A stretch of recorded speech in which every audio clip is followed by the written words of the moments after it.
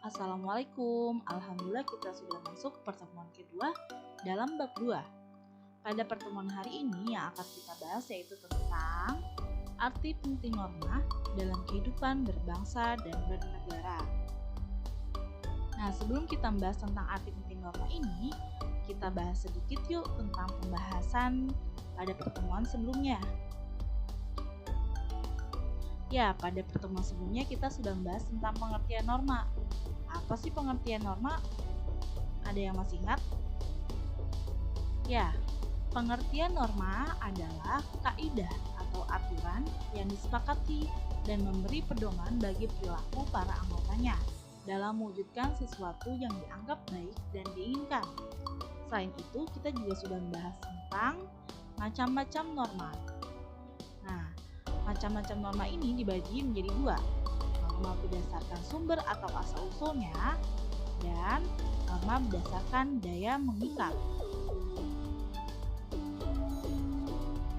Norma berdasarkan sumber atau asal-usulnya dibagi menjadi 4, yaitu yang pertama norma agama, norma kesusilaan, norma kesopanan, dan norma hukum. Sedangkan norma berdasarkan daya mengikat juga sama-sama dibagi menjadi 4, yaitu pertama, ada cara atau usage, yang kedua ada kebiasaan atau folkways, yang ketiga ada tata kelakuan atau mores, dan yang keempat ada adat istiadat atau custom. Nah, pada pertemuan sebelumnya kita sudah tahu ya pengertian dan macam-macam norma. Nah, pada hari ini kita fokusnya tentang arti penting. Coba kalian pahami nih, norma dalam masyarakat terbentuk karena adanya berbagai perbedaan individu. Nah, pada pertemuan sebelumnya kita sudah membahas ya, bahwa manusia itu dibagi menjadi dua, manusia sebagai makhluk individu dan manusia sebagai makhluk sosial. Nah, pasti dalam kehidupan bermasyarakat kita juga memiliki perbedaan dong. Nah, perbedaan-perbedaan di sini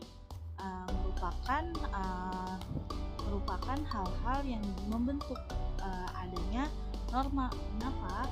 Karena dengan adanya perbedaan itu dicegah melalui norma agar tidak terjadi perpecahan atau pertentangan antara masyarakat yang satu dengan masyarakat yang lainnya. Nah, coba perhatikan lagi nih. Agar segala perbedaan tidak menimbulkan perpecahan dan ketidaktertiban dalam masyarakat, maka dibuatlah peraturan atau norma. Nah, di sini maksudnya dengan dibentuknya norma yaitu agar terciptanya ketertiban dan keharmonisan dalam menjalin hubungan antara masyarakat yang satu dengan masyarakat yang lainnya. Nah, kita bahas tentang fungsi norma dalam masyarakat. Fungsi norma dalam masyarakat dibagi menjadi 4. Yang pertama, yaitu pedoman dalam bertingkah laku. Maksudnya apa sih? Yaitu maksudnya norma memuat aturan tingkah laku masyarakat dalam pergaulan sosial. Nah, jadi dalam bergaul kita berpedoman nih pada norma agar hal-hal yang kita lakukan atau tingkah lakunya itu masih sesuai dengan aturan yang berlaku dalam masyarakat. Yang kedua, yaitu alat untuk menjaga kerukunan antar masyarakat.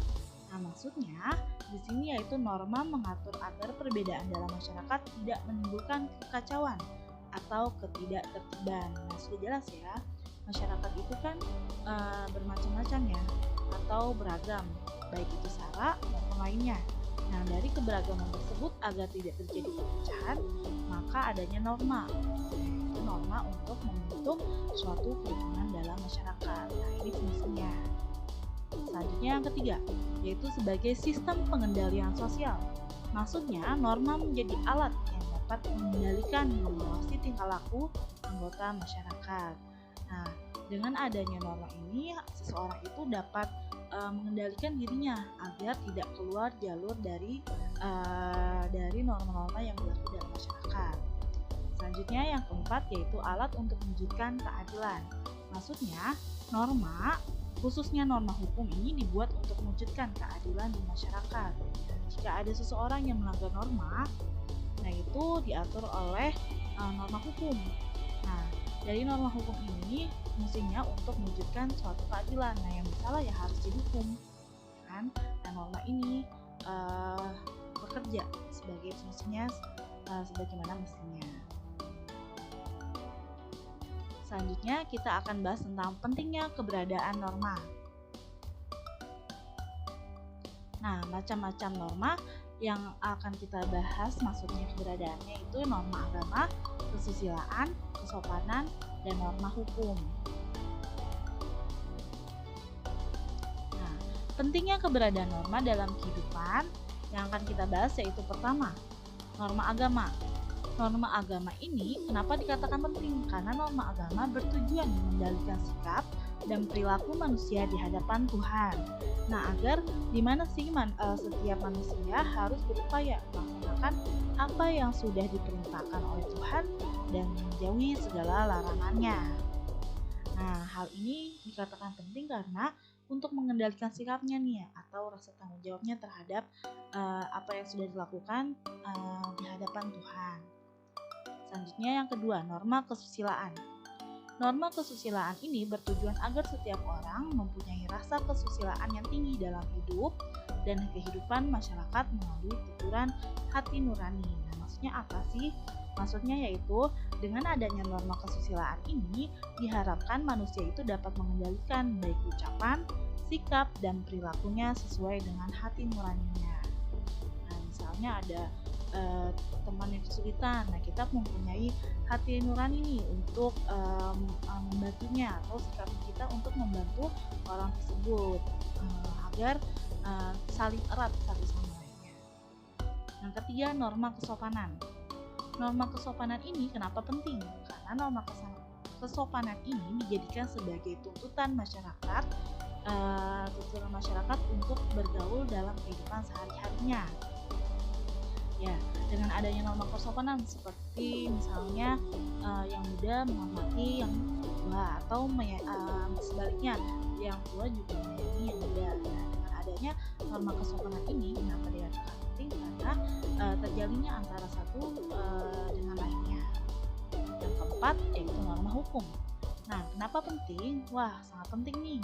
Karena norma hukum ini memiliki peranan yang lebih besar karena sifatnya itu memaksa untuk seluruh warga negara serta para penyelenggara negara untuk menaatinya. Nah, jadi sudah jelas ya kalau misalnya melanggar norma yang sudah dibentuk, nah pasti norma tersebut sifatnya memaksa. Nah, pasti ada hukumannya, baik itu hukuman masyarakat maupun hukuman yang sudah berlaku di saat pemerintahan yang ada. Nah, selanjutnya kita akan membahas tentang arti penting norma dalam kehidupan. Arti penting norma dalam kehidupan manusia secara umumnya kita dapat kesimpulkan, yaitu pertama, norma itu menjadi pedoman penuntun tingkah laku dalam kehidupan bermasyarakat, berbangsa, dan bernegara. Jadi sudah jelasnya norma itu dijadikan sebagai pedoman atau penuntun suatu tingkah laku masyarakat. Yang kedua, norma itu membatasi tingkah laku manusia dari kecurangan, kejahatan, dan perbuatan lain yang mengganggu keamanan dan ketertiban. Dan jadi dengan adanya norma, seseorang bisa membatasi nih mana tingkah laku yang masih di jalur yang aman, mana tingkah laku yang sudah dianggap melanggar norma-norma yang sudah dibentuk oleh masyarakat. Yang ketiga, norma menciptakan kehidupan yang aman, tertib, serasi, serta selaras dan seimbang.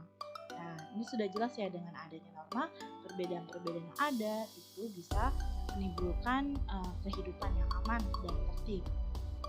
Dan yang keempat, membentuk budi pekerti manusia yang baik, perilaku yang patuh, sadar akan hukum, dan memiliki akhlak yang mulia. Jadi, dengan dibentuknya norma itu, seseorang diharapkan agar timbul suatu akhlak yang baik. Jadi kita tahu ya mana yang harus kita lakukan dan mana yang harus kita hindari.